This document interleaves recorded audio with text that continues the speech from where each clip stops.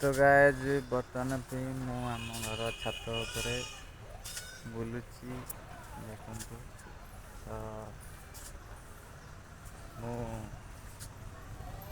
ୟୁଟ୍ୟୁବରେ କିଛି ଭିଡ଼ିଓ ମଧ୍ୟ ପକେଇନି, ନୂଆ ନୂଆ ଭିଡ଼ିଓ ଷ୍ଟାର୍ଟ କରୁଛି କି ଏଇଟା ମୋର 2 ନମ୍ବର ଭିଡ଼ିଓ। ତ ମୁଁ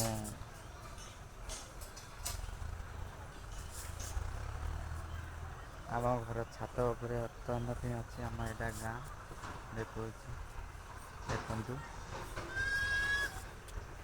କେତେ ସୁନ୍ଦର ଦେଖାଯାଉଛି ଗାଁଟା ବର୍ତ୍ତମାନ ପାଇଁ।